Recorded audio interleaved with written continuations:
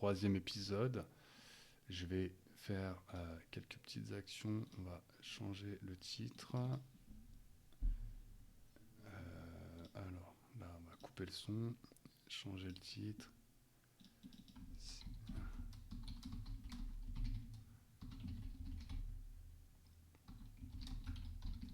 Hop, on va mettre gouvernement. Voilà. Hop. J'espère que tout le monde va bien. Je vais écouter le retour vite fait de mon micro pour voir si ça capte un petit instant.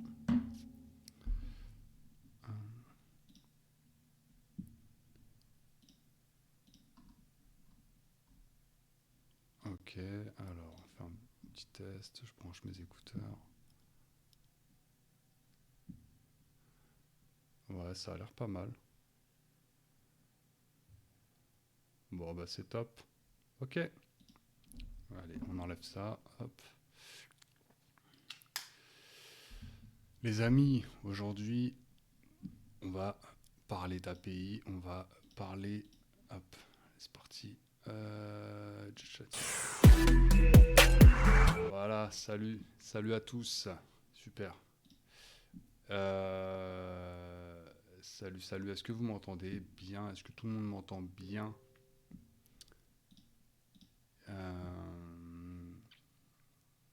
Je vais mettre le chat dans une nouvelle fenêtre, comme d'habitude. Clac. Voilà. Ça, on est au top. Tout le monde m'entend bien?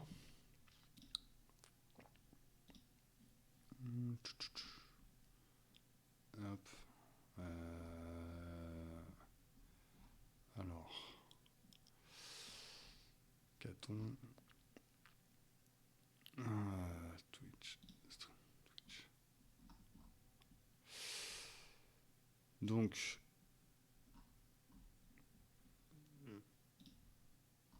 Ok. Salut Alexis. Comment vas-tu? Hop. Bon bah allez, je pense qu'on va pouvoir démarrer ça. La scène. Et voilà, donc l'objectif aujourd'hui, ça va être... alors... Ouais, ok, ça c'est bon. Ok, bon, si tout le monde entend bien, c'est cool. Sinon, dites-moi et je fais des réglages. Donc l'objectif d'aujourd'hui, ça va être de travailler avec l'API du gouvernement. Si on a le temps, créer une table bilan montant du pipe et comment automatiser un petit peu les données qui vont dans cette table. Donc un programme, ma foi, chargé.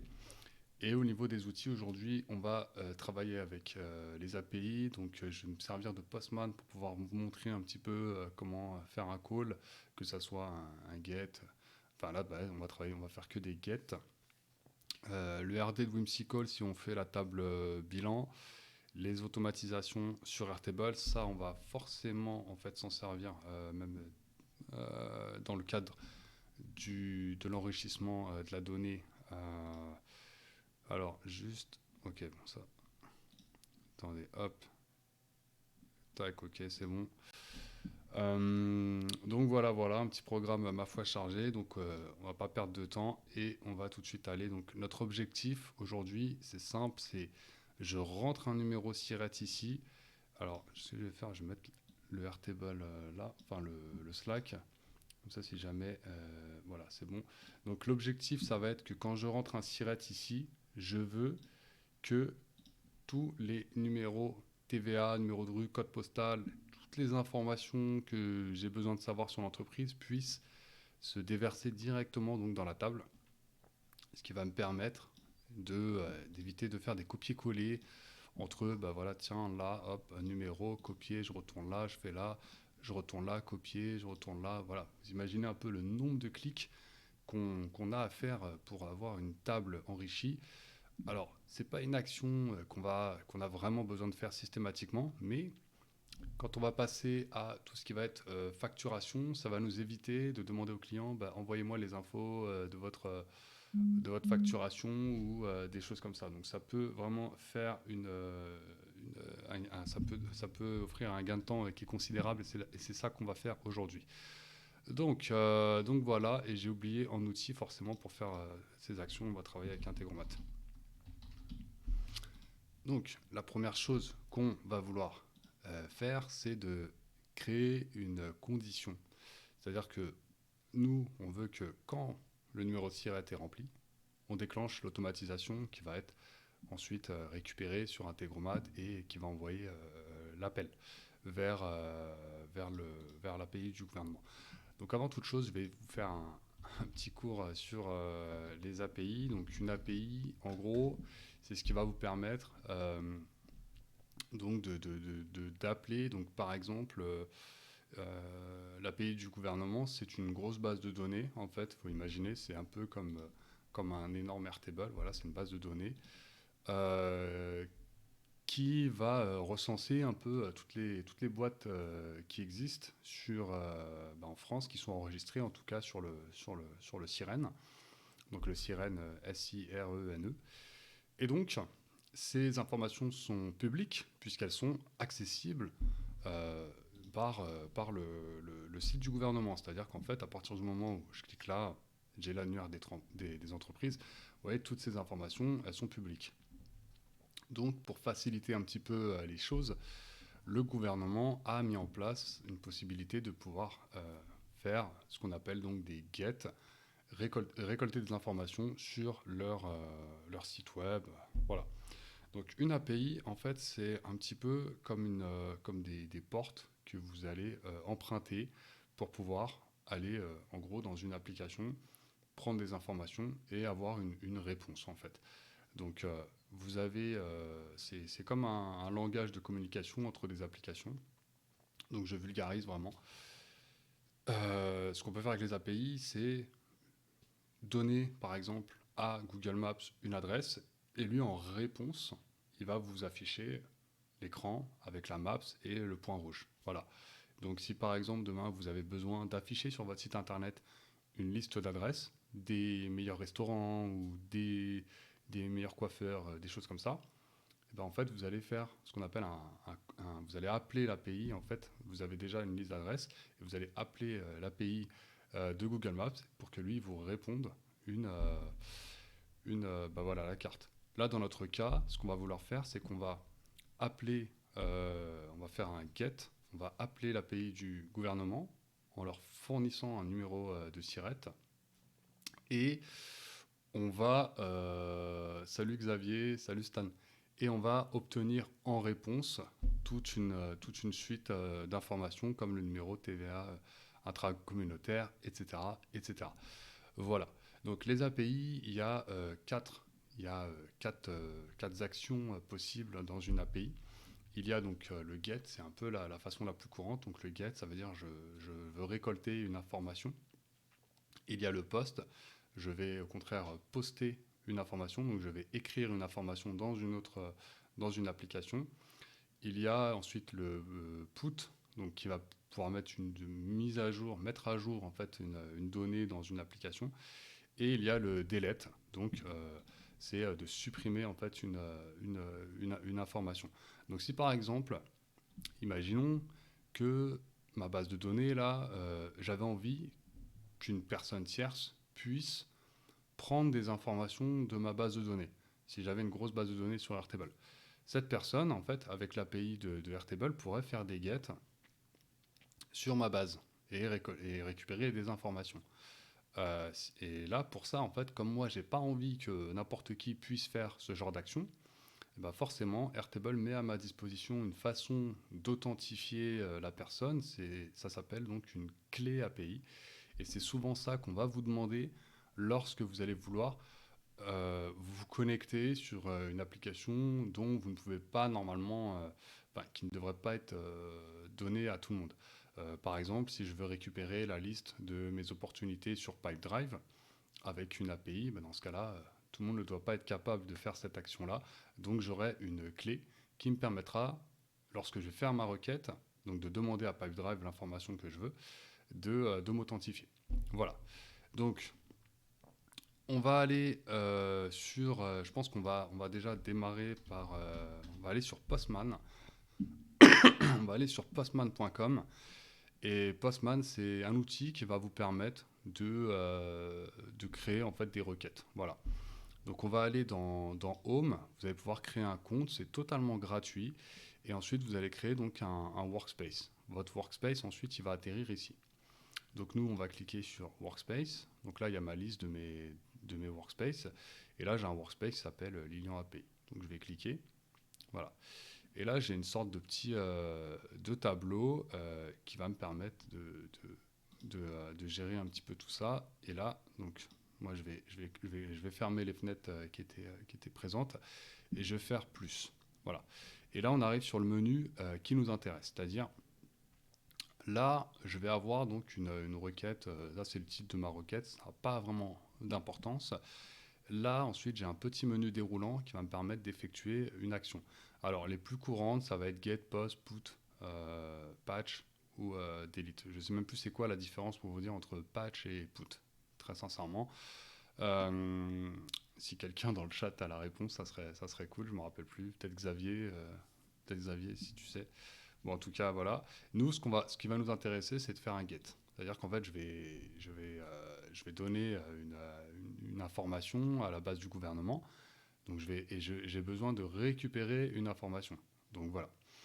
Donc, nous, comment faire, comment savoir en fait par quoi commencer, qu'est-ce qu'on fait, comment on fait une requête, etc. Il faut savoir que la plupart des applications ou des services qui proposent des API, ils ont tous une documentation qui vous permet de regarder un petit peu comment elle est faite et comment on peut faire des requêtes. Donc nous, on va regarder API gouvernement, on va taper sur Google vraiment API gouvernement. C'est comme ça que je fais à chaque fois que je veux me documenter sur une API. Et là, on va regarder, tiens, comment elle est faite. Donc on va cliquer sur API gouvernement. Et là, on a un petit menu et on voit qu'il propose, forcément, comme c'est le gouvernement, il propose plusieurs API. Par exemple, il y a l'API de santé.fr qui vous permet de récolter tout un ensemble de pharmacies qui proposent, par exemple, la vaccination ou qui proposent des tests antigéniques. Voilà, ça c'est possible, cette information est publique et c'est possible de récupérer cette information-là, d'avoir une liste de toutes les pharmacies qui proposent la vaccination ou des tests antigéniques ou certains tests. Voilà. Donc, nous, ce qu'on veut, c'est l'annuaire des entreprises. Donc, on va cliquer. Donc, celle-là, c'est pas celle qui nous intéresse. Nous, on va cliquer sur voir toutes les API. Et là, on va regarder un petit peu qu'est-ce qu'il nous propose comme API. Et donc là, on va regarder, on va cliquer sur les API ouvertes à tous. Et là, voilà, on a l'API du Sirène, et je crois que c'est celle-là qu'on a. Ouais, voilà. Donc c'est celle-là qu'on a besoin. Donc nous, on va cliquer, hop. Et là, on a une petite description, donc ouverte, permet à tout le monde d'accéder aux données, de la base de l'INSEE, etc., etc. Voilà. Donc là, on descend un petit peu, et là, ils vont nous donner, si on clique ici, je vais cliquer pour ouvrir un menu, on a c'est exactement ce qu'il y a marqué en bas. Donc là, ils nous disent quelles sont les données accessibles. Comme elle est ouverte à tous, elle comporte des limitations. Voilà. Donc par exemple, on ne peut pas avoir les prédécesseurs et successeurs d'un établissement parce que c'est des données qui sont personnelles. On ne peut pas avoir les entreprises qui n'ont pas choisi d'apparaître sur l'INSEE.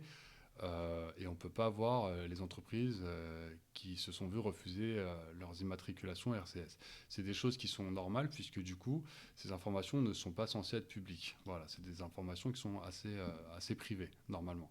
Voilà. À partir du moment où votre entreprise est enregistrée sur la base de l'INSEE, qu'elle est accessible sur Internet, il n'y a pas de raison que vous n'ayez pas accès via l'API. Voilà. Donc là, ils nous disent, OK, alors moi, si je fais une requête, qu'est-ce que je peux avoir comme information si je fais une requête au niveau de l'API du gouvernement? Ils nous disent la dénomination, SIREN, le SIRET, le NAF, le siège social, la forme juridique, la tranche effective, c'est une liste qui est non exhaustive, il y en a d'autres. OK. Donc là, donc la data en fait sur un jeu de données ouvert. Donc ils nous disent en fait c'est la donnée qu'on peut récupérer via ce site-là, en gros. Donc là. Et donc là, ce qu'on va faire pour commencer, on va aller cliquer voilà là sur accéder à la documentation. Donc là, hop, on clique. Et là, ça y est, là on est vraiment dans la documentation de l'API. Et c'est là où ils vont nous donner des exemples de requêtes. Donc, on descend un petit peu et là, il nous donne comment interroger l'API. Donc voilà, donc là, c'est vraiment la première chose. Donc, il nous dit, vous devez faire pour cela une requête GET. L'adresse de l'API est ceci.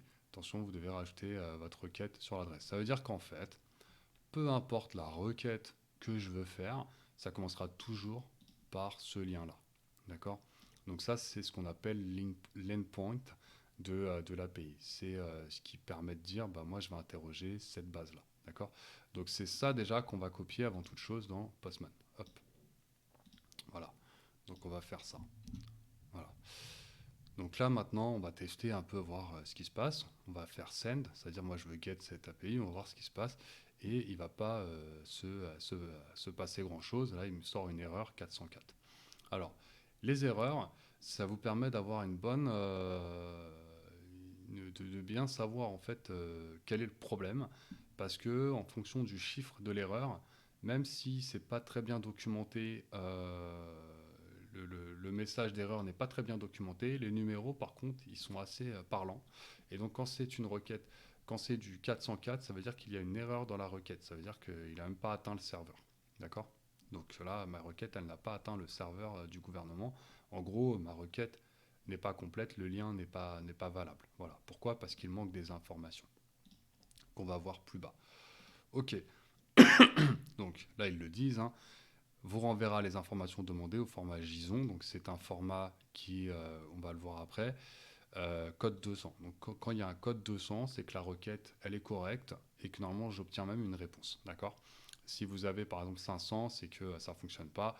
Et il y a aussi une autre erreur qui est un problème d'authentification. Je ne sais plus c'est quoi le numéro. Voilà. Donc, bon, là, on descend un petit peu, on va commencer à se documenter. Et là, c'est super, on commence un peu à rentrer dans ce qu'on a besoin. Donc, là, on a l'index des établissements. Donc ça, par exemple, c'est une requête valable. D'accord? Donc, si je la copie, hop, là, contrairement à ce qui a marqué là, en fait, c'est le même endpoint, mais c'est juste qu'il faut que je rajoute établissement. Hop. Donc, on va rajouter établissement. Voilà. On ne va pas utiliser les paramètres de query ou quoi que ce soit, mais on pourrait. Donc là, on va faire send. Et là, hop, là, on a une réponse. On a quelque chose. Et qu'est-ce que c'est? En fait, ça doit être tous les établissements de... ça doit être, à mon avis, tous les établissements. Ouais, ça doit être une réponse. Donc là, vous voyez, on a fait une requête qui est assez large. On veut tous les établissements. Et qu'est-ce qui nous dit? Index des établissements. Donc ça doit être vraiment tous les établissements, peut-être dans une limite de réponse, mais total résulte. Donc là, on descend tout en bas. Je vais monter un petit peu l'écran. Vous voyez là, on a la réponse sous un format en fait, qui s'appelle le JSON. Donc, le JSON, c'est un format d'écriture et de réponse d'API qui est assez lisible, qui permet même pour un humain de comprendre. Et donc là, on a une réponse, on ouvre avec les accolades, donc on a ce qu'on appelle une collection. Donc la collection ou l'objet, ça va être donc la liste des établissements. Et tout de suite après ça, on a un crochet, qui veut dire qu'en fait, là, on va démarrer un tableau. D'accord? Et donc, si on devait, par exemple, retranscrire ça vers un Excel, on aurait alors, new.sheet. Si on devait retranscrire ça, on aurait donc là, en fait, en gros, établissement. Voilà.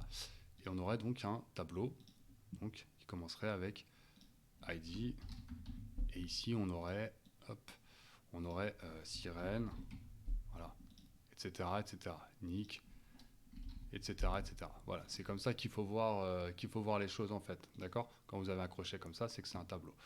Euh, bon là, on va pas le représenter sous forme de tableau parce que ça serait très très long. On aurait tout ça comme colonne. Voilà, ça c'est ce qu'on appelle, enfin, des clés. Du coup, ce sont des clés. Et on a vu ça dans les précédents épisodes, donc au niveau du typage de données. Là, vous voyez, ça c'est une date. Ça, c'est un chiffre. Voilà. Là, j'ai pas accès au typage de comment c'est typé, donc je vois pas les types de données qu'il y a, mais on peut deviner que là, c'est des dates, là, c'est du booléen, là, c'est donc un nombre. Et donc, si on voulait récupérer ces informations et les remettre dans Airtable, il faudrait nos tables, en fait, nos colonnes, nos fields soient typés correctement pour les recevoir. Donc voilà, là on a fait une requête qui est assez simple, qui nous permet d'avoir, si on descend tout en bas, donc là on a plein d'autres collections, vous voyez là, donc on a terminé. Donc là on a ouvert les guillemets, on a tous nos tableaux. On a une autre collection qui s'appelle unité légale, parce qu'on peut avoir plusieurs unités légales. Dans cette unité légale, on a l'établissement du siège, et ainsi de suite, et ainsi de suite, et on va redécouper comme ça à chaque fois par tableau, par collection. Ensuite, on a le numéro de TVA. Là, on a terminé pour cette première collection-là, pour cette première entreprise. Donc, on ferme, on va fermer ici, et on va mettre une virgule parce qu'il y en a une autre. Et là, on a hop, une deuxième entreprise, et ainsi de suite, et ainsi de suite. On va avoir une liste comme ça conséquente de réponses. D'accord. S'il y a des questions, allez-y. Hein. Allez-y. Donc là, voilà. Donc là, Postman ne nous a pas tout donné, mais en tout cas, on peut voir que au niveau des réponses, vous voyez, on a tout ça en fait comme résultat. Donc je suppose qu'effectivement, il y a là, il nous a ressorti vraiment toutes les entreprises qui sont présentes donc dans leur base de données et donc on est capable de toutes les récupérer. Donc maintenant, nous, on veut pas tout. On veut juste celle qu'on va requête. C'est-à-dire, dans notre exemple, on veut celle-là, on veut la mienne. D'accord. Donc, on continue à lire un peu la documentation. Et là, on a une réponse à notre question qui est on recherchait un établissement par SIRET. Et c'est ça qu'on veut. Là, il nous dit, OK, donc c'est établissement. Et après, par contre, slash. Et là, il faut mettre le SIRET que tu recherches. Donc, comment on va faire ça? Là, on a déjà le slash. Et ici, on va mettre donc le siret. Donc on va chercher ma boîte, hop, on va copier donc le siret. Donc tout ça, on l'a vu dans l'épisode précédent. On va aller sur Postman, et là, on va mettre ça, d'accord. Voilà, et là, on va faire Send. Et là, on a une réponse. On a une réponse qui est mon établissement à moi. Donc l'identifiant, ça c'est le gouvernement donc, qui nous le donne, en fait, on ne peut pas le changer. Quand vous avez une réponse, vous avez toujours en fait un identifiant. Dans quasiment toutes les requêtes que vous allez faire en API, vous avez toujours un identifiant que le serveur va vous fournir en même temps. Et là, il nous donne toutes les informations de ma boîte, en fait. Hein, voilà, l'adresse du siège, la commune. Il y a des choses qu'il n'a pas parce que mon exercice est récent. La longitude, la latitude, pardon. L'unité légale, voilà, combien j'ai de sièges. C'est possible que j'ai plusieurs sièges, nombre de périodes. La domination sociale, donc. Le numéro du SIRET et l'adresse, enfin voilà, vous voyez toutes les informations en fait qui sont possibles et le numéro de TVA intra-communautaire. Donc là c'est bon, on a réussi à faire une requête. Je vais voir un petit peu, bonjour, c'est quoi les avantages du JSON par rapport à d'autres formats. Quel format par exemple? Quel format comparé à quel format? XML alors, CSV, eh ben, tu peux. Alors, en CSV, c'est un fichier. Du coup, en fait, là, si tu veux, quand tu fais une requête comme ça, bah, plutôt que de récupérer un CSV, de l'ouvrir et de le traiter, bah, j'ai directement une réponse. Et donc, dans Integromat, je vais pouvoir à chaque fois déplacer les données. On va voir ça dans la suite. XML, je crois que je crois que c'est un peu pourri comme système. Et je crois que c'est à cause de XML qu'il y a eu tout ce qui était justement jQuery, tout ça. Donc là, on est un peu dans du dev, mais voilà, en gros, le JSON, c'est assez commun. C'est performant, c'est lisible. Voilà, c'est top le JSON. Je suis pas dev, hein, donc là, tu me poses des questions qui sont assez techniques. Mais voilà, en gros, je t'en prie, il n'y a pas de souci. Du coup, voilà, donc là on a fait notre requête, on a mis. Alors qu'est-ce qu'on peut faire d'autre? On peut fouiller un petit peu la documentation.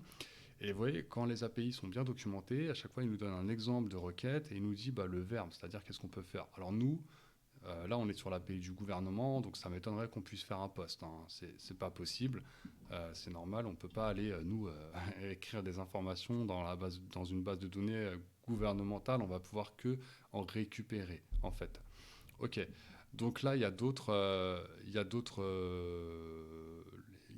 d'autres requêtes possibles. Donc si par exemple on avait le sirène et non pas le siret, on pourrait mettre unité légale, le sirène. Voilà, on peut mettre aussi des filtres et donc voilà. En gros, ce qu'on peut faire, je vais peut-être pas faire des paramètres. On peut faire aussi donc ouais, des recherches et voilà. En gros, on peut faire pas mal de choses. Donc nous, voilà, ce qui nous intéresse, c'est de pouvoir mettre en fait le, le siret et pouvoir avoir une réponse par rapport par rapport à l'entreprise qu'on cherche. Voilà. Donc parfois, quand vous allez faire une requête aussi, il va vous demander en fait alors là, on va peut-être pas le voir dans cet épisode-là, mais il va vous demander une autorisation, une authentification. Donc là, je vais pas le faire là parce qu'on va pas le. Non, malheureusement, on peut pas. Malheureusement, mais ça serait bien. Ça serait bien de pouvoir automatiser sa compta et de générer, d'écrire automatiquement le montant de la TVA qu'on doit déclarer, etc. Ce serait pas mal, effectivement. Et là, vous voyez, si par exemple, en fait, j'enlève ça que ligne pointe, alors là, ah ouais, non, mais ça n'a pas marché. En fait, ça marche pas comme ça. Non, j'allais vous dire une connerie. En fait, là, comment vous expliquer? Ouais, ok. En fait, par exemple, dans une requête comme ça, par exemple, si je prends celle-là, là, vous voyez qu'on a un ligne pointe. Donc, ligne pointe qui nous permet de chercher un établissement. Et après, par contre, on a un point d'interrogation. Et ensuite, on a plusieurs paramètres un peu comme ça. Alors, on va mettre ça dans Postman et on va voir en fait à quoi ça correspond et comment on peut filtrer parfois les informations qu'on cherche pour les filtrer. Et hop, donc là j'ai collé le lien en entier et lui il m'a rajouté en fait là dans paramètres, il m'a rajouté deux query paramètres.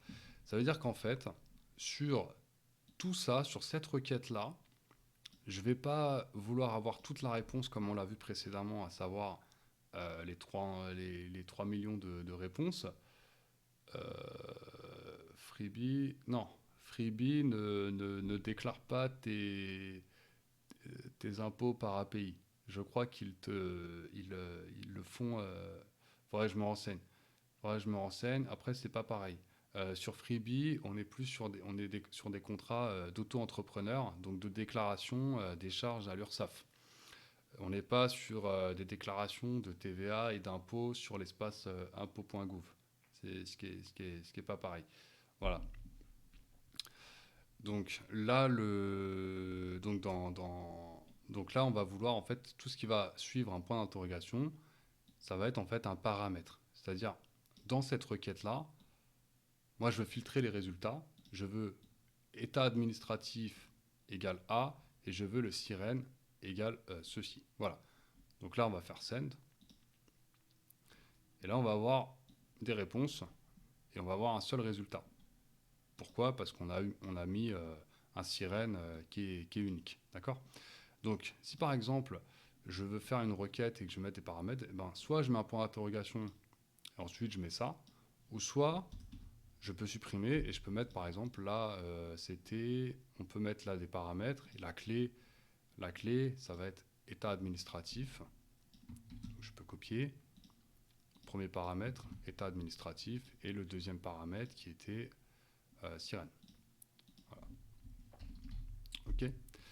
Et là, bah, il faut que je mette les valeurs. Donc état administratif, par exemple A, et le sirène, c'était eux, ils avaient donné comme exemple ce sirène-là. Voilà. Hop. Et voilà. Et en fait, au final, tout ce que ça fait, c'est que ça va juste rajouter en fait un point d'interrogation. Donc pour dire au navigateur, ouais, on va rentrer un paramètre. En fait, c'est pour faire comprendre au navigateur qu'on va rentrer un paramètre et qu'on va rentrer deux paramètres. Le premier et donc là, il y a un et entre les deux et le deuxième paramètre. Voilà. Donc quand vous allez faire des calls API avec Integromat, ce qu'on va voir juste après, il y a une possibilité, comme dans Postman, de mettre directement des clés et des valeurs pour filtrer. Voilà, donc c'est super. On sait comment faire une requête GET. Peut-être qu'à un moment, je vous montrerai comment faire des posts. Là, c'est un peu plus compliqué. Parce que, en fait, quand vous allez faire un post, en gros, vous allez devoir écrire une. Vous allez devoir en fait écrire une. Par exemple, si je fais un post là, alors, on va se mettre. Ouais. Bon, on va faire une autre requête par exemple. Je vais aller là, je vais faire post. Et quand je fais un post, voilà, là je vais devoir en fait écrire ici en. Je crois que c'était raw, en JSON. Et là, quand je fais un post, en fait, comme c'est moi qui vais envoyer une information, ben, je vais devoir poster en fait une information et dans un langage compréhensible par le serveur. Donc, je vais devoir poster en JSON. Et donc, je vais devoir taper ben, voilà, des paramètres type ça, id, enfin, comme ça, id, tac, deux points, slash, un numéro, clac, voilà, et donc c'est comme ça en fait qu'on va pouvoir écrire du JSON, d'accord. Et après, si j'ai un tableau, il faut surtout pas oublier la virgule, etc. Enfin, il y a pas mal de. Écrire du JSON, c'est vraiment pas compliqué, et souvent vous avez une bonne documentation quand vous pouvez écrire du JSON. Moi, j'ai quelques scénarios où j'en écris, mais on verra ça peut-être dans un autre épisode. Voilà, donc là maintenant on sait comment faire une requête en get. Et comment on va pouvoir, bah, avec les informations récupérées, comment on va faire pour les remettre dans notre ligne Airtable, parce que c'est ça le résultat. Et bah, je vais vous montrer ça et on va passer donc sur Integromat pour que je vous montre tout ça. Donc on va aller sur Integromat. On va aller dans scénario, Twitch, voilà, et là on va créer un nouveau scénario. Ok. Donc là, pardon, hop. Donc là, nous, ce qu'on va faire, c'est que dans un premier temps, je vais vous montrer une requête HTTP. On va pas du tout faire comme ça, mais je vais vous montrer comment on fait une requête en API sur Integromat. Donc on va faire créer une requête, voilà. Et là, comme dans Postman, en fait, il va nous demander bah, l'URL de la requête. Donc nous, ça va être, c'était jusqu'à établissement, voilà. Donc l'URL c'est ça. La méthode ça va être donc get. Headers, on n'en a pas besoin, c'est pour s'authentifier. Là on n'en a pas besoin. Et query string, ça va être comme les query paramètres. Et là non plus, on n'en a pas besoin. On va juste en fait vouloir remplacer ici le siret par exemple mon siret à moi. Donc on va le remettre. Ou alors celui de Cdiscount, voilà. Comme ça on est bien. Tu viens de me faire comprendre en quelques minutes Postman alors que c'était une usine à gaz pour moi. Bah écoute, avec plaisir. Si tu veux, tu as autre chose qui s'appelle voilà, hopscotch.io. C'est exactement pareil en fait et c'est encore un peu plus simplifié. Voilà. Moi j'ai l'habitude avec Postman, mais je sais que Hopscotch, je mets le lien ici. Voilà, hop. Et c'est encore un petit peu plus simplifié. Puis en plus, c'est français. Enfin, c'est pas français, mais c'est écrit. Enfin, je sais pas si c'est français, mais en tout cas, c'est open source et c'est écrit en français. Donc voilà, ça peut t'aider à tester des requêtes. C'est avec plaisir. Donc, nous, ce qu'on va vouloir faire. Voilà, donc la requête, on va vouloir faire donc cette requête-là sur ça. Et c'est juste qu'en fait, nous, ici, à la fin, on va vouloir juste récupérer notre siret. Donc là, on va vouloir récupérer par exemple le siret de Cdiscount, hop, mais bien sûr le jeu, c'est qu'ici, ça change à chaque fois qu'on veut mettre une entreprise. Mais on va voir ça petit à petit, je vais vous montrer. Alors, donc là, la méthode, donc c'est get, on va récupérer une information, on va pas poster. Body type, pas besoin parce qu'on va pas poster non plus. Et là, on va faire parse réponse pour que lui, il convertisse automatiquement en fait dans un format JSON. Voilà. Et là, dans les paramètres avancés, on va pas toucher, il n'y a pas besoin. Ok, on va faire OK. On va faire clic droit et on va faire run this module. Ok.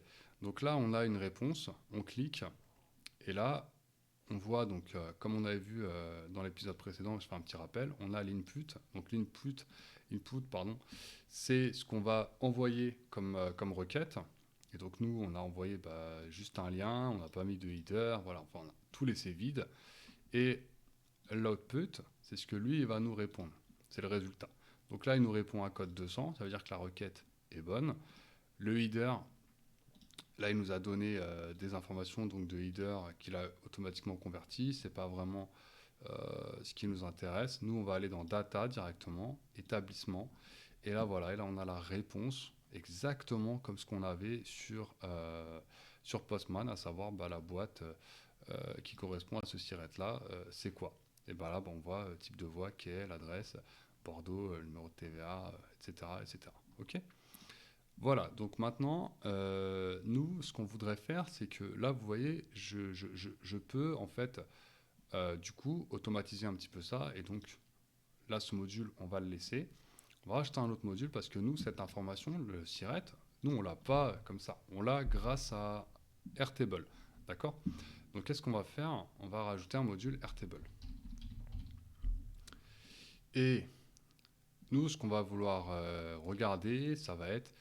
alors là, on a pas mal de choses qu'on peut faire. On peut faire Search Records, c'est-à-dire regarder les records qui ont... et mettre un filtre, par exemple les records qui ont le numéro de TVA qui est vide, par exemple, on va faire ça. Voilà, pour vous montrer un peu. Donc on va mettre ici, parce qu'en fait le trigger, finalement, ce qui va déclencher le scénario, ça va pas être cette requête, ça va être ça. Voilà. Alors il n'est pas content parce que... Donc là on va regarder la base. Nous la base ça va être CRM Switch. La table ça va être ce qu'il y a dans les sociétés. Pas besoin de sorte. Et là, on va mettre une formule parce que si on met pas de formule, il va tout nous répondre. Alors que nous, on veut juste en fait un record où il n'y a pas le numéro de TVA. D'accord? Donc pour ça, on va faire une formule qui TVA.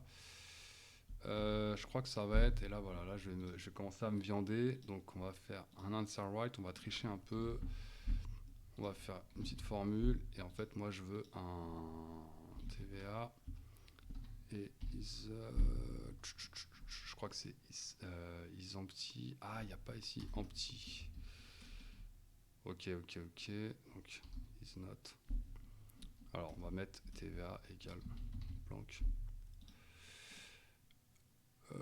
Non, c'est pas ça. Is not. Merde. Comment faire déjà pour. Je crois que c'est ça. Là, vous voyez, je me. Non, c'est pas ça. Alors. Is same. Is before. On va regarder un peu, en fait, pour oui ou non, est-ce que c'est vide? Ah voilà, je crois que c'était ça, note blanc, hop, et je crois que c'est ça, TVA.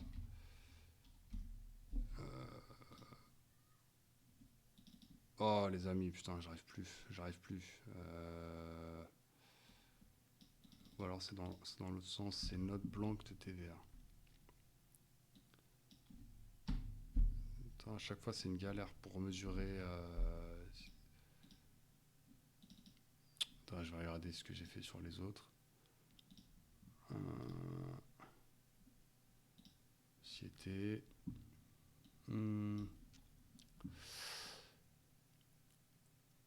Ah, cette formule, elle est. En fait, la formule qui permet de vérifier si oui ou non c'est vide, elle est relou, j'arrive jamais à m'en rappeler. TVA. Sinon, on va. Alors, if TVA. On va faire comme ça. If TVA égale blanc. Then.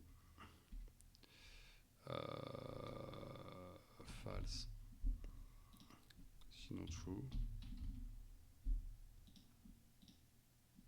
Ah, punaise, c'est pas ça.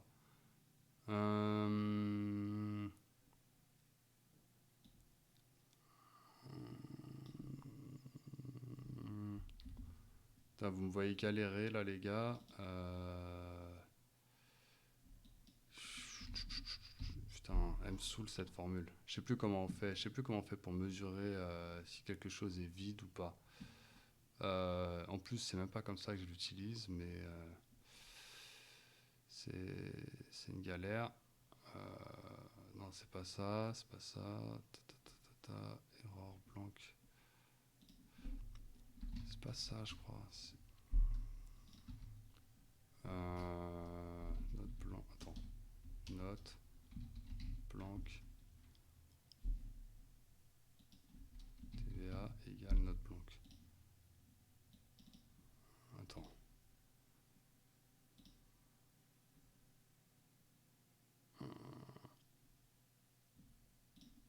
Ah bah, je me rappelle plus. Donc on va devoir tout de suite avancer sur l'autre méthode. Je me rappelle plus comment on fait. Euh, je me rappelle plus comment on fait. Non, ça veut rien dire. Ah, je suis dégoûté. J'aime pas en fait foirer une formule en live. Bon, c'est pas grave. Moi, je vais vous dire comment je l'avais fait. Alors, non, sinon on va tricher. On va faire autre chose. Ouais, on va faire comme ça. Donc, bon, je vais vous donner un. Non, ça marche pas. Regarde, je galère en fait sur. Tu vois, par exemple, blanc. Ah, peut-être blanc TVA directement. C'est-à-dire là, il me vérifie la condition. Et non, tu vois, ça marche pas. Blanc TVA. Attends, note.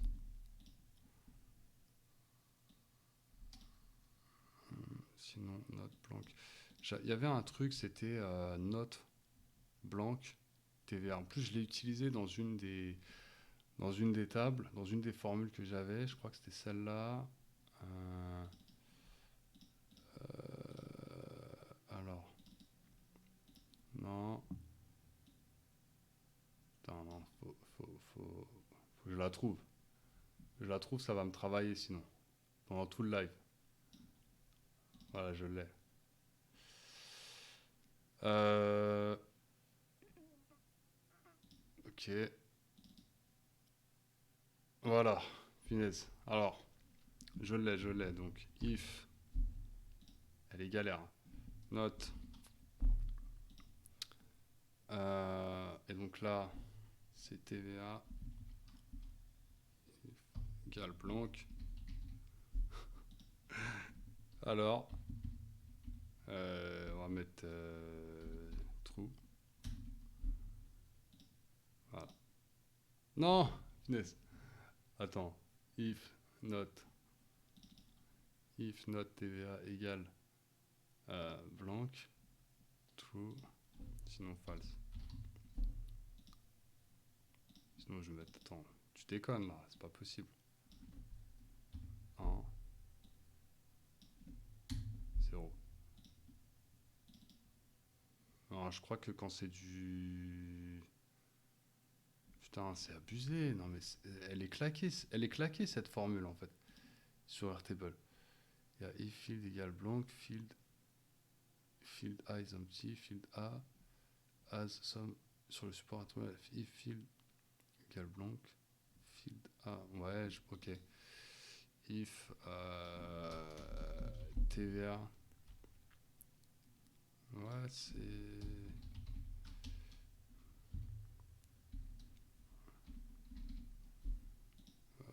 Attends. On va faire les trucs de mongol. Vide. Pas vide. Est-ce que ça marche? C'est abusé, les gars. Le truc, il est vide là. Il peut pas être plus blanc. Il est plus blanc que blanc, le truc. Alors attends, est-ce que c'est pas parce que c'est une histoire de. Ah, il faut mettre ce sujet. Attends. Est-ce que c'est pas parce que c'est du texte? Là, par exemple, je mets pas de date. Je vais changer. Je vais mettre test date. Non, mais c'est abusé. Mais d'accord. C'est abusé. C'est quoi cette formule de. C'est quoi cette formule de. Ah ouais, différent. Ok. Ouais, on va essayer. If TVA différent de blanc. Hmm.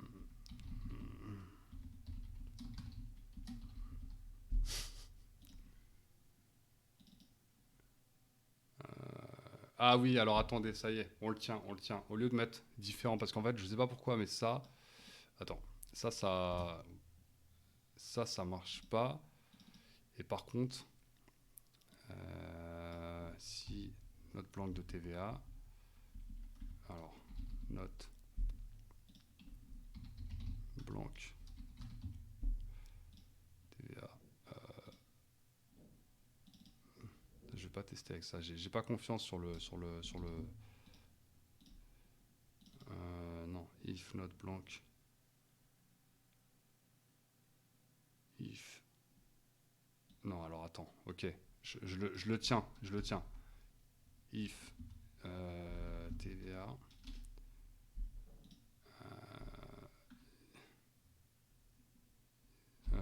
mince, mince. Hmm, Attends, note.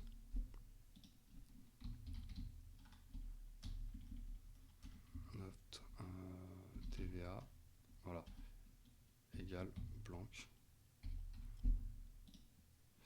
Voilà, et là,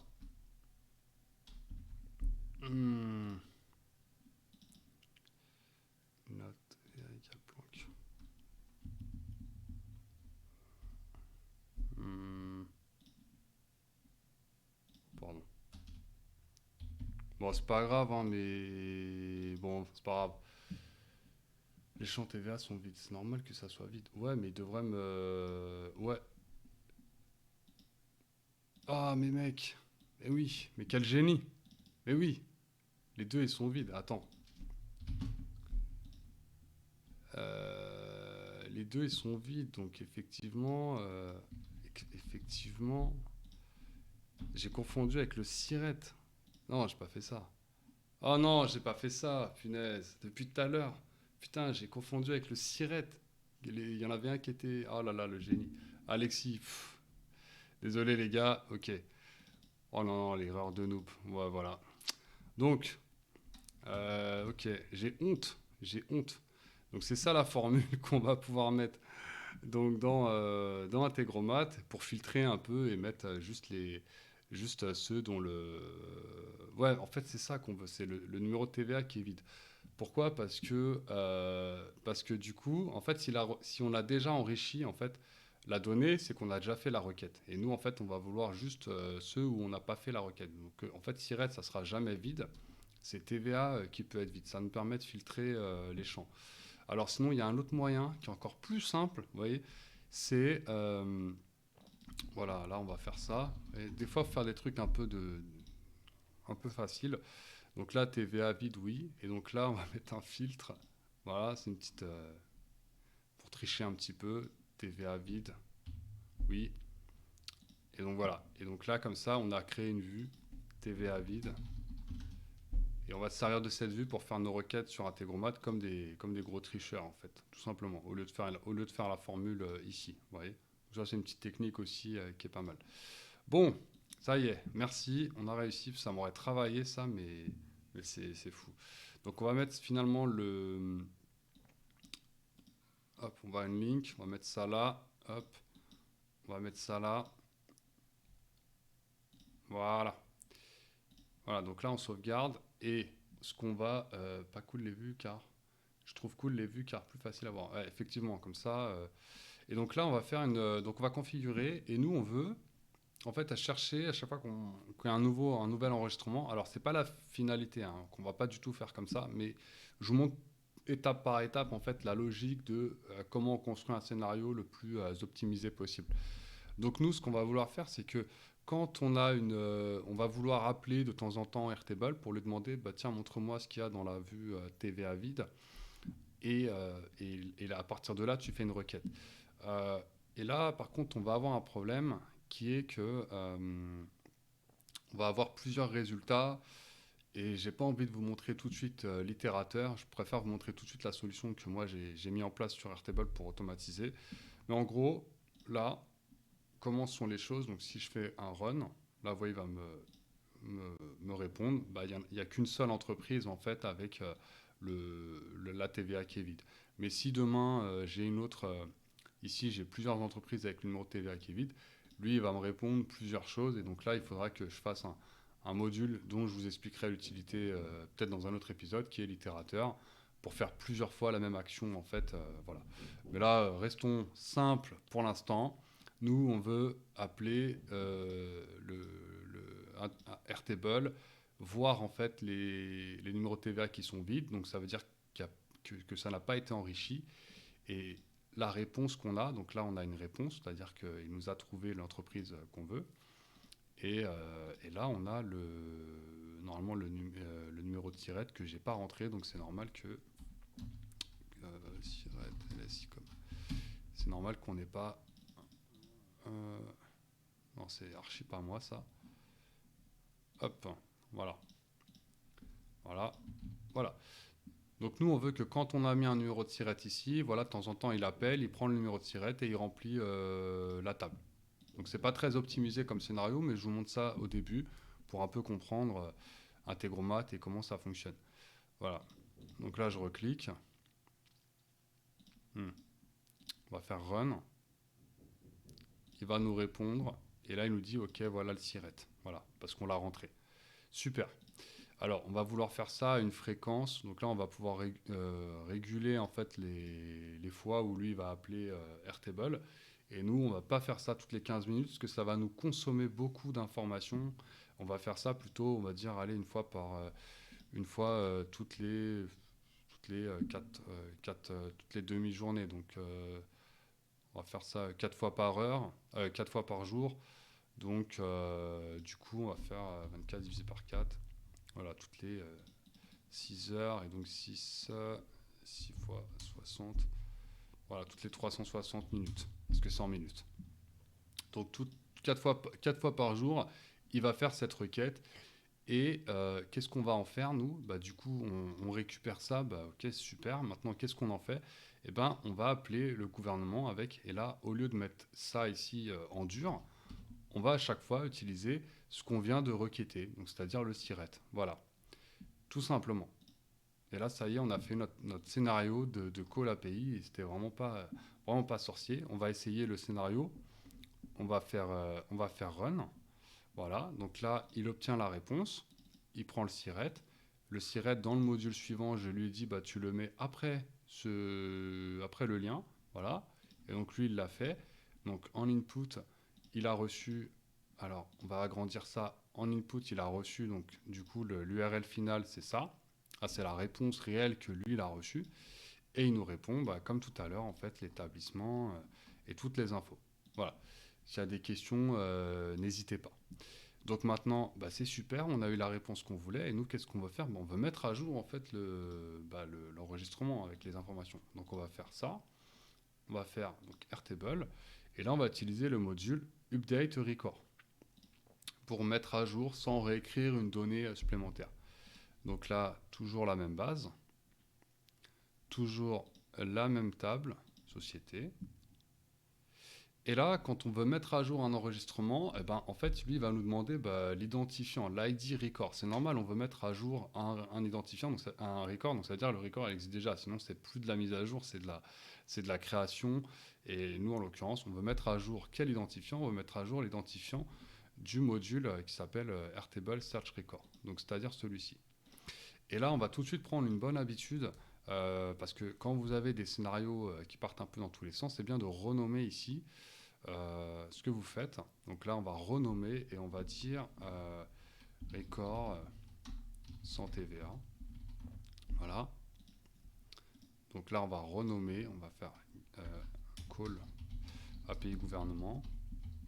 OK. Et là, on va mettre mise à jour données gouvernement. Voilà, données de l'entreprise. Voilà. Et on va faire ça parce qu'en fait, après, ce qui va se passer, c'est que quand vous allez vouloir donc mapper, ça veut dire mettre les données que vous recevez dans différents champs sur Airtable. Et ben, quand vous allez cliquer ici, vous voyez à gauche, en fait, là, il y a le titre, en fait, du coup, vous avez renommé. Il y a le numéro aussi, et il y a le titre. Alors, si à un moment, moi, ça m'est arrivé pendant 2 mois, vous voyez le numéro là, qui est très pratique, à un moment, je l'avais plus, j'ai cherché partout comment le remettre, j'ai jamais trouvé, j'ai écrit au support, Et là, je me suis pris une petite gifle en fait de simplicité dans la tête, comme je les aime, comme celle de tout à l'heure en fait, à peu près la même. En mode, il faut juste faire un clic droit, comme ça, là, partout. Et là, vous faites Show Module ID. Donc voilà, donc si un jour ça vous arrive, que vous voyez plus le numéro ici, commencez pas à chercher dans toutes les options, vous faites juste clic droit, Show Module ID, et c'est terminé. Pendant 2 mois, j'ai cherché, je vous jure, je pétais des câbles, et je voulais pas appeler le support pour ça, parce que je me suis dit, je vais trouver, c'est pas possible. Pendant un moment, j'ai même cru que c'était un bug de mon navigateur, pour vous dire. Donc voilà. Et donc moi, ça, je m'en sers pas mal des numéros et des titres. Comme ça, quand on veut mapper, ensuite, on sait de quel module on parle. Parce que sinon, on peut très bien se servir d'un autre module et on commence à s'y perdre. Donc on va mettre à jour l'identifiant du record qui a trigger, en fait, qui a déclenché ce scénario. Et là, on va pouvoir mapper tranquillement les informations.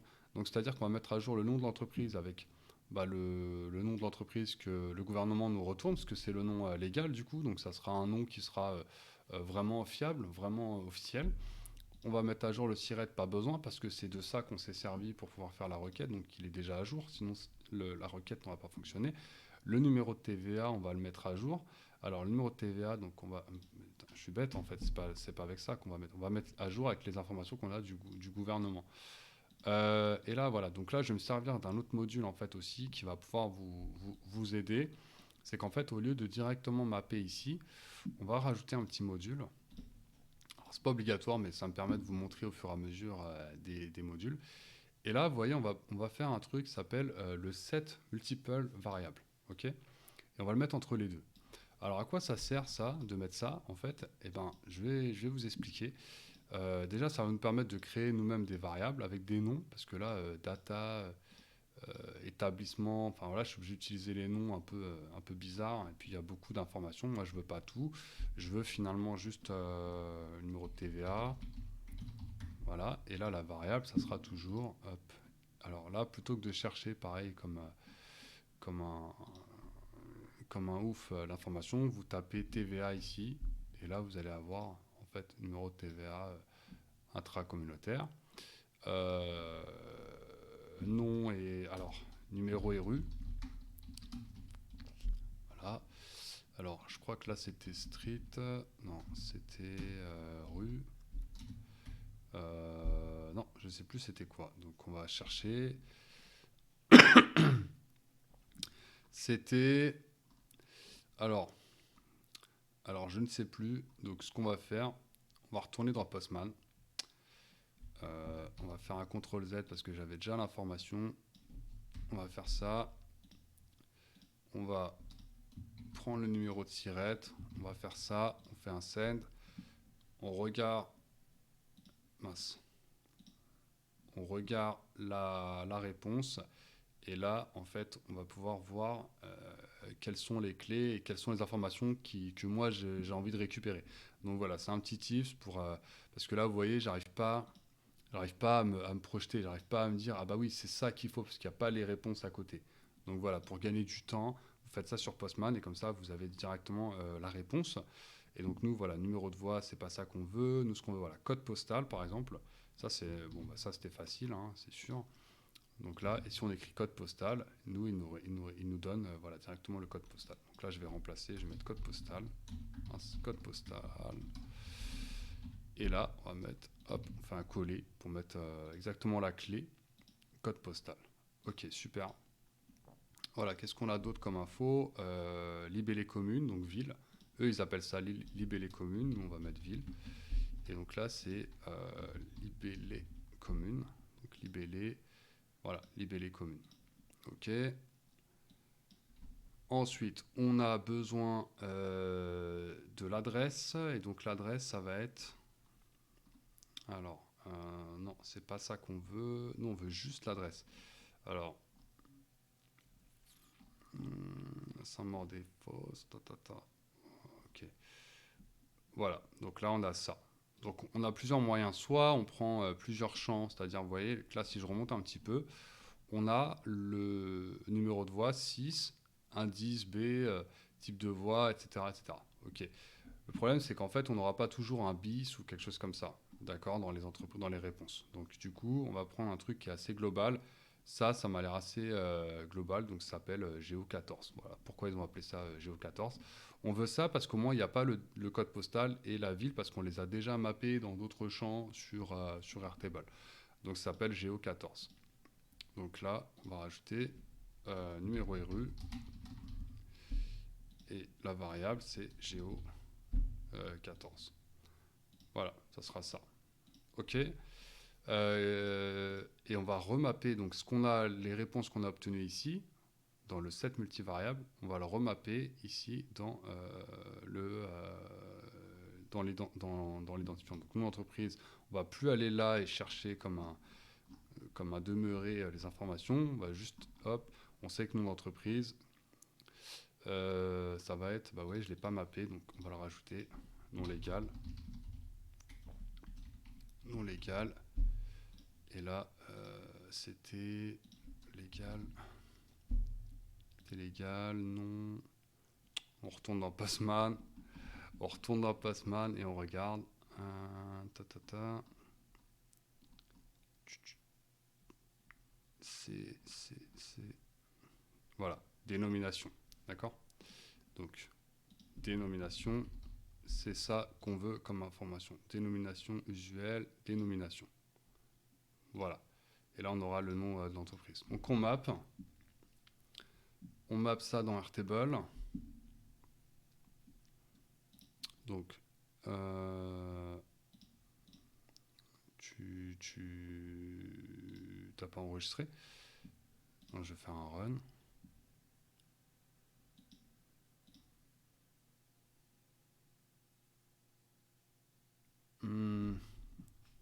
L'entreprise, voilà, non légal. Non légal. Le SIRET, on touche pas. Le numéro de TVA, numéro et rue. Voilà, le code postal, la ville. Voilà, c'est quand même plus agréable. Et c'est tout ce qu'on a besoin. Donc là, on n'a pas besoin d'activer le Smart Links, parce que comme j'expliquais dans l'épisode précédent, on n'a pas besoin d'écrire sur des champs qui sont de type relation. Donc là, on fait OK. Et on va aller dans notre petite table sur Airtable. Et là, vous voyez, on va pouvoir en fait déclencher en fait l'automatisation et déclencher le scénario avec l'enrichissement de la data. Alors, pourquoi j'ai mis ça entre les deux? C'est pas tout le temps... ça sert pas tout le temps, mais je vais vous expliquer un cas en fait où ça peut énormément servir. C'est que, alors déjà pour copier un module, vous maintenez Shift ou l'équivalent sur Mac, vous cliquez sur le module et là vous faites CTRL-C et vous faites CTRL-V. Autre chose, c'est que si vous êtes sur une autre fenêtre Integromat, voilà, vous allez dans un autre scénario, vous faites créer par exemple scénario, voilà. Si vous faites CTRL-V, ça marche aussi. Donc ça, c'est extrêmement utile parce que des fois, quand vous voulez copier juste certains modules d'un scénario, vous faites ça, CTRL-C, vous allez sur l'autre fenêtre Integromat, CTRL-V et ça marche nickel. D'accord? Donc ça, c'est très très très pratique. Si vous voulez sélectionner juste quelques modules à copier, vous maintenez Shift ou l'équivalent sur Mac, vous faites ça, ça, ça, voilà, et vous faites copier. Et là, soit vous le collez là, CTRL Z, ah non, ça marche pas. Alors, clac, clac, clac. Donc SUP pour supprimer. CTRL V ici, ça marche. Et également, donc pour enregistrer, vous n'êtes pas obligé de cliquer ici. Vous pouvez faire CTRL S. Et là, vous voyez qu'en fait, CTRL S, ça va sauvegarder.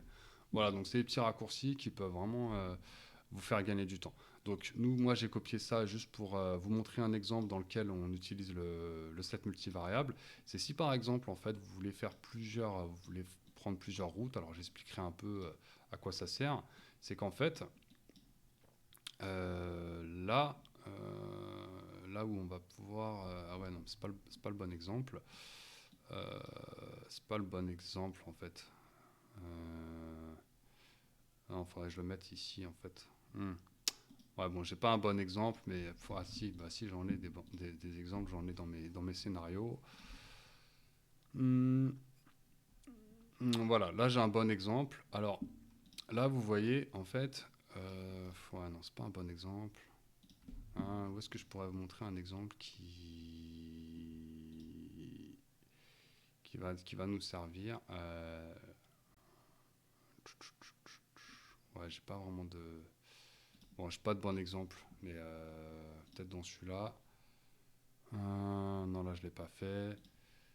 Bon, voilà. Bon, pour l'instant, dites-vous que c'est juste plus simple de mapper en fait les scénarios en fait avec des variables. Mais en gros, si vous voulez, si vous avez plusieurs routes, en fait, imaginons que là, euh, vous avez, euh, vous voulez récupérer un certain nombre d'informations et pouvoir le réutiliser dans plusieurs routes. Vous utilisez la même information, vous allez utiliser ça. C'est beaucoup plus simple à mapper et ça va beaucoup plus vite. Bon, de toute façon, on trouvera bien un exemple. Je vous montrerai quelques cas. C'est utile. Mais là, voilà, là au moins vous avez mappé toutes les informations que vous voulez et au moins c'est plus facile après à mapper plutôt que si là je recrée par exemple un autre scénario sur Airtable et que je relance, on va s'imaginer que celui-là est vide par exemple. Euh, voilà, refaire par exemple un mappage Airtable avec retourner là dans l'établissement, rechercher, vous voyez les trucs à chaque fois. Si on fait ça plusieurs fois sur 3 4 scénarios, bon, ça devient un peu long, alors que là, au moins, on aura toujours ici les informations qu'on veut juste récupérer et qui sont déjà, qui ont un nom que nous, on comprend, et avec les informations qu'on veut. Donc, si on fait ça à chaque fois, plusieurs fois, donc c'est un peu moins... excusez-moi, c'est un peu moins chiant. Donc, voilà. Bon, est-ce qu'on va est-ce qu'on va le mettre, est-ce qu'on va le faire ce scénario un jour? Donc là, on est parti. Donc on va lancer le scénario et on va regarder ce qui se passe ici. Alors là, il a disparu. Pourquoi? Parce que en fait, là, c'est que les numéros de TVA qui sont vides. Le champ que je viens de travailler, bah, il est plus vide parce qu'il a été rempli avec les informations. Vous voyez, comme je vous l'avais dit. Et donc forcément, voilà. Donc là, ça a fonctionné. On a pu mettre à jour nos informations, l'adresse, etc., etc. D'accord. Donc ça marche très très bien. Ça, voilà. On va faire pareil sur ces discounts. Là, on n'a que ces discounts. On va relancer le scénario. Voilà. Donc là, il nous a trouvé ces discounts. Et hop, il nous a mis à jour ces discounts avec les informations. Voilà. Donc ça, c'est génial. Par contre, je regarde juste l'heure. Ok. Ce qui va être embêtant, c'est que nous, on ne veut pas en fait fonctionner avec un appel, on ne veut pas appeler à chaque fois la base, on veut que ça soit bah, automatique, c'est-à-dire dès que je rentre un siret ici, boum, tu me lances le scénario sans que j'ai à faire quoi que ce soit. Donc ça va être un peu l'objectif là. Et, euh, et pour faire ça, donc on va utiliser ce qu'on appelle donc les webhooks. Alors j'avais expliqué dans le dernier épisode, c'était quoi les webhooks. Et au cas où, vous avez Shubham qui a fait une très bonne vidéo sur c'est quoi un webhook. Et franchement, vous pouvez aller regarder parce qu'elle est très très bien. Je vous la mets dans le chat. Et là, vous allez comprendre vraiment en 11 minutes c'est quoi les webhooks et c'est quoi l'intérêt. Donc nous, ce qu'on va faire, c'est que quand il y a un siret qui est rempli, on va envoyer l'information donc sur un webhook. Et en fait, précisément, on va même pas utiliser un webhook, on va utiliser un mailhook. Alors, donc, qu'est-ce qu'on va faire? On va créer une automatisation. Et là, on va faire. Alors, je vais commencer plutôt par Integromat. Alors, on va aller dans webhook. Et donc, le webhook, c'est un lien qui permet de recevoir une information d'une autre application qui va notifier. Donc là, en l'occurrence, Airtable va envoyer une information instantanément avec un numéro de tirette. Et ce numéro de tirette-là, je vais le recevoir instantanément. Là, vous voyez, dans notre cas, dans notre scénario actuel, on est obligé de faire 4 fois par jour une requête, mais il y a un moyen que ça se passe automatiquement. C'est un moyen que dès qu'Airtable a un nouveau numéro de tirette, il m'envoie l'information instantanément. Et donc, ça me permettra de consommer moins d'actions et que ça soit plus rapide, voilà, instantané. Donc, le problème, c'est que sur Airtable, on ne peut pas faire des webhooks à part avec une apps que je ne peux pas là tout de suite vous enfin, ça serait un peu long pour vous expliquer comment elle fonctionne, mais il y a moyen, en fait, même avec une app, de faire des webhooks. Je ne l'ai pas sur cette base-là, je ne me rappelle plus c'était laquelle, mais j'aurai l'occasion de vous montrer. Mais je crois que c'était DataFetch. Voilà, avec Data Fetcher, vous allez pouvoir faire des runs, des calls API, je crois qu'on peut faire aussi des webhooks, etc. Je suis pas sûr, je sais plus si on peut faire je sais plus si on peut faire si on peut faire on peut faire des posts et donc récupérer ça, ouais, dans un webhook sur Integromat. Bon, nous, on va rester assez simple et on va monter en complexité un petit peu avec le temps. Donc nous, on va utiliser, alors là, on va pas utiliser le webhook, je vais utiliser donc les mail hooks, voilà. Et donc, je vais demander à Integromat de me donner une adresse mail, donc un mail hook, par exemple mail hook, on va mettre mail hook Twitch, voilà. Et là, il me donne, en fait, si c'était un webhook, il m'aurait donné un lien. Là, il m'a donné une adresse mail. Ok. Donc, c'est à peu près la même fonction qu'un webhook. C'est juste que ça ne sera pas vraiment ultra instantané. Donc, il y a un petit décalage de quelques secondes parce que les mails, ça passe par un serveur. Et après, voilà, ça passe par plusieurs choses, plusieurs serveurs d'atterrir avant d'atterrir dans Integromat. Donc là, cette adresse mail, je vais la copier, je vais la récupérer, je vais aller dans Airtable. Et en fait, en gros, bah, je vais lancer une automatisation à l'intérieur d'Airtable. Ça va être, on va l'appeler new siret. Voilà. Donc, le trigger, ça va être when record match condition. La table, on va rester sur la table société. Et la condition, c'est quand, en fait, le numéro de siret n'est pas vide. Oui, c'est plus simple à setup, effectivement. Voilà.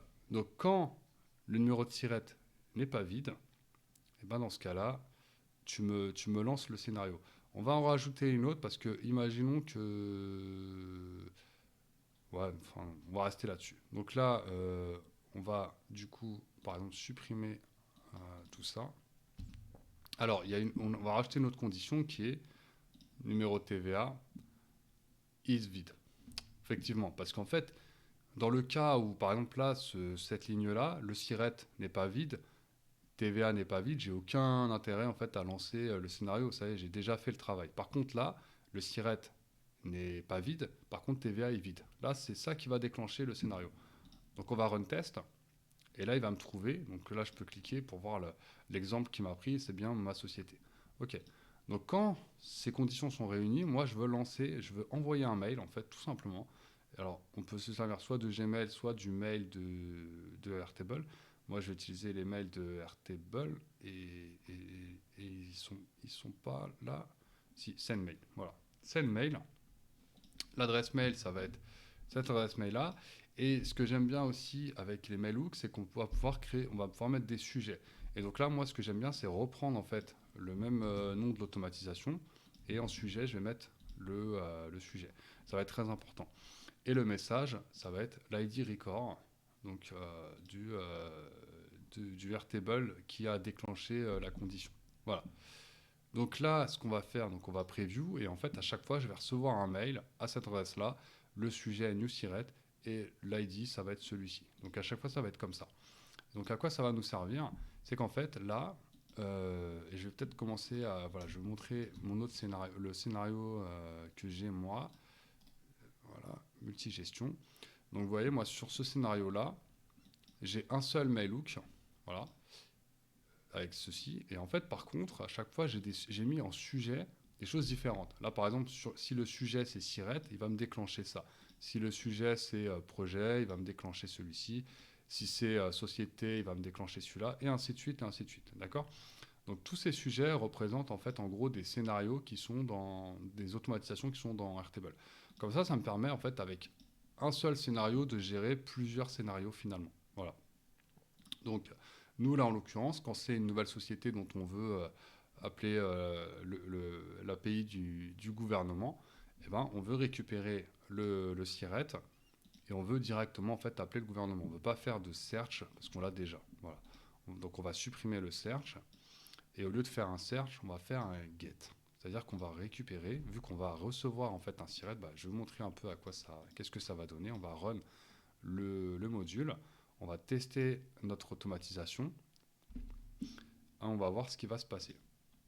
Donc là, il y a un petit délai, comme je vous ai dit, par rapport à si c'était un webbook. Donc il faut attendre un petit peu et des fois ça marche pas tout de suite, tout de suite. En tout cas, bon, ça marche tout le temps. C'est-à-dire moi j'ai tout le temps une réponse quand le scénario est activé. Mais quand je fais des tests, des fois il y a un petit délai. Donc je suis obligé de recommencer, de rappuyer. Et là, voilà. Donc là, normalement, ça devrait arriver. On attend un peu. On attend un peu. Et c'est un peu long. Mais quand c'est activé, ça marche bien. Alors, on va juste vérifier. L'adresse, c'est bon. Ouais, voilà. Donc, on a reçu, c'est bon. Et là, voilà ce qu'on reçoit. On reçoit donc un mail, en fait, en gros. Euh, ouais, ouais, pour faire. Mais justement, en fait, si tu veux, l'idée, c'est que si tu fais un bouton, tu peux faire on va montrer, en fait. Effectivement, c'est une bonne. On peut faire un bouton ici qui va être déclenché, je sais pas, voilà, Sirette. Voilà. Et là, tu pourrais mettre en fait l'adresse du webbook. Et le problème, c'est que tu devrais cliquer sur le bouton pour enrichir. Et en plus, ça t'ouvrirait une page ici où il y aurait une page blanche où il y aurait marqué Accepted. Tu vois. Donc du coup, c'est pas hyper user-friendly et ça te force à faire deux clics au final. Ça te force à cliquer sur le bouton et après, ça te force à fermer en fait la page qui va s'ouvrir ici. Donc du coup, il y a moyen de faire ça un petit peu plus optimisé. Je pense que cette méthode va sûrement te plaire. Donc voilà, donc là on a reçu la réponse, donc les conditions sont remplies, on reçoit donc une réponse, il a déclenché le scénario. D'ailleurs on va le mettre sur on puisqu'il est fonctionnel, on vient de le tester. Le sujet c'est New Siret et voilà. Et donc nous là tout de suite en fait on va mettre un filtre et on va dire bah, quand le sujet c'est New Siret, pour qu'ils prennent cette route-là, il faut que le sujet soit New Siret. Si le sujet c'est pas New Siret, ça veut dire que c'est pas cette automatisation-là. Ça veut dire pas de raison de faire ce scénario-là. Alors, quand le sujet c'est New Siret, qu'est-ce qu'on fait? On va get a record. On va get a record parce qu'on a déjà le numéro du record. Donc on n'a pas besoin de faire un search avant. Là, je vais mettre ça subject égale New Siret. Voilà. On va get le record.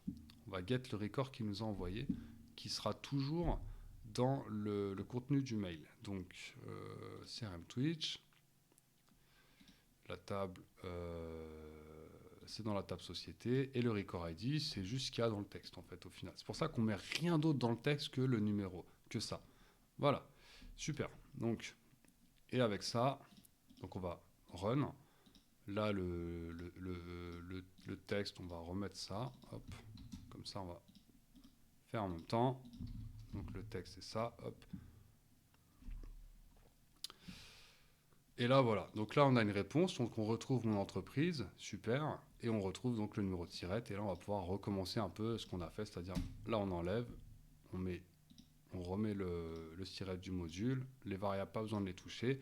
Et là, ce qui est pratique aussi, c'est que, vous voyez, si j'avais mappé avec un autre module, là, je vais laisser le set multivariable. Et j'aurais pu être encore... ouais. Là, on va mettre le numéro. Donc l'ID qu'on veut mettre à jour, ça va être celui-là. Ok. Donc voilà, voilà en gros. Donc maintenant, c'est simple, je vais le mettre sur on et on va tester. On va, ah bah vous voyez là, je l'ai mis sur on et là tout de suite il s'est lancé. Voilà, directement. Et donc si par exemple je vais enlever la TVA, j'enlève l'adresse, j'enlève ça. Voilà, là il va peut-être pas se lancer parce qu'il s'est déjà lancé, je suis pas sûr. On sauvegarde, je vais faire retour, je vais regarder. Alors là, vous voyez, il y a un truc dans la file d'attente. Non, c'est bon. Et là, voilà, là, vous voyez, il s'est relancé. Il s'est relancé. Donc si j'enlève la TVA, j'enlève, il se relance. Et là, on a un historique. Je clique sur historique. À 15h18, il s'est lancé. À 15h17, je l'ai lancé. Et à 15h18, il s'est lancé tout seul, en fait, tout simplement. Il a reçu donc une information, il a reçu un texte qui est le numéro du record, il a reçu le sujet, donc nous on a dit que c'était NewsIRED, ça nous permet de filtrer, on peut faire une requête pour du record en fait dont on a reçu l'identifiant ici, Voilà, donc ça j'ai expliqué dans le dernier épisode.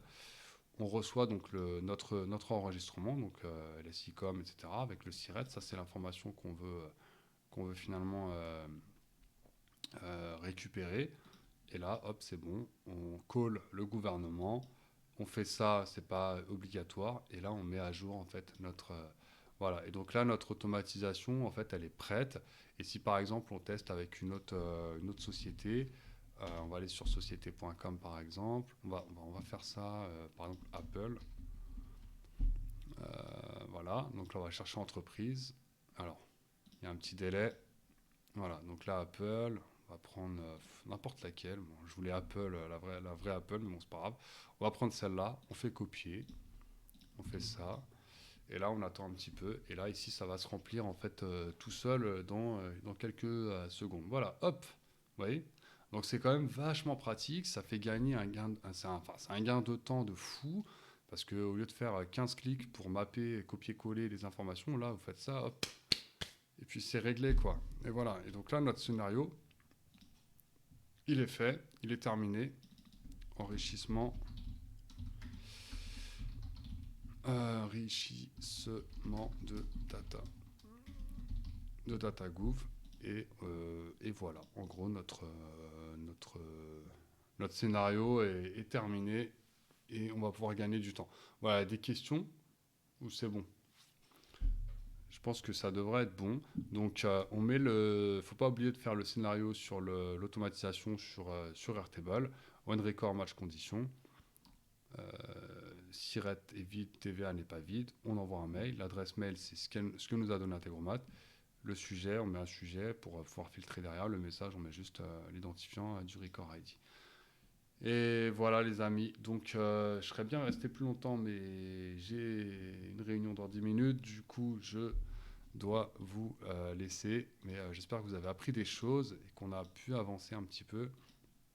On n'a pas réussi à faire tout ce qu'on voulait faire, l'objectif aujourd'hui, mais c'est pas grave, on va récupérer ça la prochaine fois. Donc là, l'objectif, là, ça c'est bon. Donc la prochaine fois, on va créer la table bilan et on va automatiser les données pour gérer un peu cette table toute seule.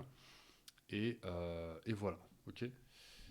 Ok, merci Xavier. Bon, j'ai essayé d'expliquer un peu les API, tout ça, mais bon, c'était pas évident. Euh, ok, bah ça me fait vraiment très plaisir. Je serais vraiment resté plus longtemps, mais voilà, j'ai un call et sinon, ça aurait été vraiment avec plaisir que je reste un peu plus longtemps. Bon, en tout cas, il y a le replay sur ma chaîne YouTube, donc Lilian Sévoumian, il y a tous les replays de tous les épisodes. Il y aura celui-là aussi. Euh, Vous pouvez me laisser, si vous voulez, des commentaires sur la chaîne. Comme ça, par exemple, s'il y a un truc que vous n'avez pas compris ou quoi, et ben, du coup, la semaine d'après, moi, je peux revenir un petit peu dessus. D'accord? Comme ça, voilà, comme ça, on revoit vite fait. Et puis, et comme ça, c'est clair pour tout le monde. Sinon, si vraiment il y a des questions, vous pouvez m'envoyer un mail ou sur LinkedIn. Voilà, je suis assez réactif. Ou sur le Slack No Code France, dans le hashtag Airtable ou autre. Voilà, je vous souhaite une excellente journée. Ça m'a vraiment fait plaisir de faire ce live. Et puis, bah, je vous dis à la semaine prochaine, du coup. Ciao. Ciao tout le monde.